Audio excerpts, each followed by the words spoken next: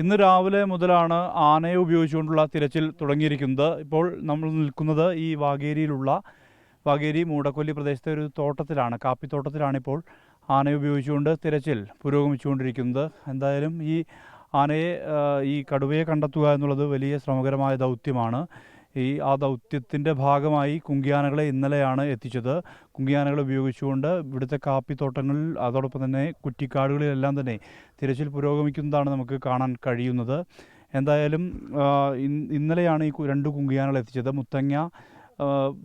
മുത്തങ്ങ വന്യജീവി സങ്കേതത്തിൽ ഉൾപ്പെട്ട മുത്തങ്ങ ആനപ്പന്തിയിൽ നിന്നാണ് ഈ രണ്ട് ആനകളെയും ഇവിടേക്ക് എത്തിച്ചത്. വിക്രം, ഭരത് എന്നീ കൊമ്പന്മാരാണ് ഈ തിരച്ചിലിൻ്റെ ഭാഗമാകുന്നത്. എന്തായാലും ഇന്ന് തന്നെ 3 സംഘങ്ങളായി RRT സംഘങ്ങൾ തിരിഞ്ഞ് വനമേഖലയിൽ ഉൾപ്പെടെ പരിശോധന നടത്തുന്നുണ്ട്. കഴിഞ്ഞ ഏതാനും ദിവസങ്ങളിലായി ഇത്തരത്തിൽ പരിശോധന മുന്നോട്ട് പോവുകയാണ്. ഇതിനിടയിലാണ് ഇത്തരത്തിൽ കുങ്കിയാനകളെ കൂടി ഉപയോഗിച്ചുകൊണ്ടുള്ള തിരച്ചിലിലേക്ക് വനം വകുപ്പ് കടന്നിരിക്കുന്നത്. ഈ മേഖല എന്ന് പറയുന്നത് ഈ കാപ്പിത്തോട്ടങ്ങളും അതോടൊപ്പം തന്നെ കുറ്റിക്കാടുകളും നിറഞ്ഞ പ്രദേശമാണ്. അത് തന്നെയാണ് ഈ ദൗത്യത്തെ ഏറ്റവും ശ്രമകരമായി ബാധിക്കുന്നതും. അതുകൊണ്ട് തന്നെയാണ് കടുവയ്ക്ക് ഏതാണ്ട് അടുത്ത് വരെ വനം വകുപ്പ് ഉദ്യോഗസ്ഥർ കഴിഞ്ഞ ദിവസം എത്തിയതാണ്. പക്ഷേ വെടിവെക്കാൻ കഴിയാത്ത ഒരു സാഹചര്യമാണ് ഉണ്ടായത്. അത് ഏറ്റവും അനുയോജ്യമായ ഒരു സ്ഥലത്ത് എത്തിയാൽ മാത്രമേ ഇത് സാധ്യമാകൂ എന്നുള്ളതാണ് വനം വകുപ്പ് വ്യക്തമാക്കുന്നത്. വളരെ സജീവമായ രീതിയിലുള്ള നടപടികൾ ആണ് ഇപ്പോഴും ഇവിടെ പുരോഗമിച്ചുകൊണ്ടിരിക്കുന്നത്. പ്രത്യേകിച്ച് തെരച്ചിൽ മാത്രമല്ല, ഇതിൽ കണ്ടെത്താനുള്ള ഊർജിതമായ ശ്രമങ്ങളാണ് നടന്നുകൊണ്ടിരിക്കുന്നത്.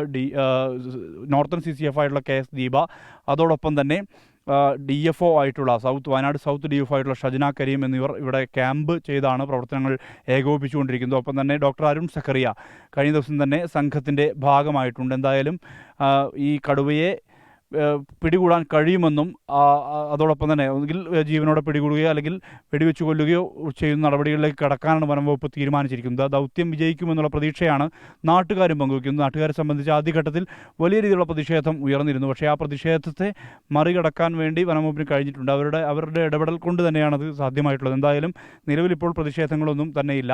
കടുവയെ പിടികൂടണം, വെടിവെച്ച് കൊല്ലണം എന്നുള്ള ആവശ്യം നാട്ടുകാർ ശക്തമായ രീതിയിൽ തന്നെ ഉന്നയിക്കുന്നുണ്ട്. വെടിവെച്ച് കൊല്ലും എന്നുള്ളത് തന്നെയാണ് മന്ത്രിയും വ്യക്തമാക്കിയിട്ടുള്ളത്.